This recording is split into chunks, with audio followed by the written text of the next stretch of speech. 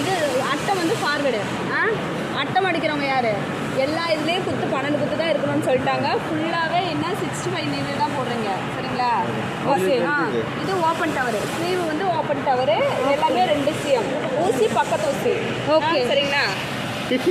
என்ன பண்ணுறீங்க நீங்கள்? அதெல்லாம் ஓகேவா?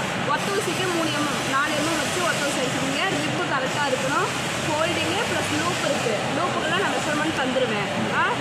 ஸ்லீவும் ஃபார்வர்டில் வரணும். அட்டம் ஃபார்வர்டு.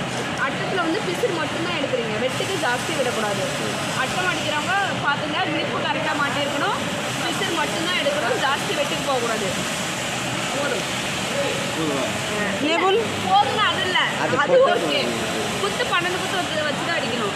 எல்லா லைன்லையும் அதான் சொல்லியிருக்கோம். 2 லேபிள் இருக்குது. இது கொஞ்சம் பார்த்துங்க. ஃபஸ்ட்டு இந்த லேபிள், 2வது இந்த லேபிள். ப்ளஸ் லூப்பு, சீரி க்ளோஸ்லாம் இப்படி வளைஞ்சு தான் வரணும். யார் சீரி க்ளோஸு? வாங்க, அந்த பையன் எங்கன்னு தெரியல.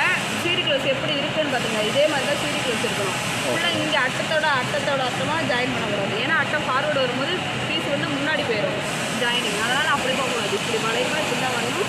ஹோல்டிங் கொடுக்குறவங்க இந்த சைடு சேம் கேப் இருக்கணும். அதை கொஞ்சம் பார்த்துக்குங்க. வேறு என்ன உங்களுக்கு வேணும்? இன்னொருக்கெலாம் மாற்றிடாதீங்க. இது மட்டும் 2 CM வச்சு வச்சுருங்க. ஊசி பக்கத்து சொல்லிடுங்க. ஏதாவது டவுட் இருக்கா? இங்கே ஃபேட் லாக் இல்லை, இங்கே ஃபேட் லாக் இல்லை. 2 CM தான். ஸ்லிப் போல்ஸ் பத்திரோ ஊசி பக்கத்து ஊசி எல்லாத்துலேயும் குத்து 12 இருக்கணும். த்ரெட்டு ஜக்கா பக்கம் நாய்னோ வாங்கிட்டு அந்த த்ரெட்டெல்லாம் எக்ஸ்ட்ரா இருந்துச்சுன்னா கொண்டு போய் ரிட்டர்ன்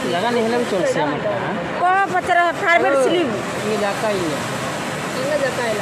சென்ட்ரு ஜக்கா ஃபார்வர்டு சைடு ஜக்கா.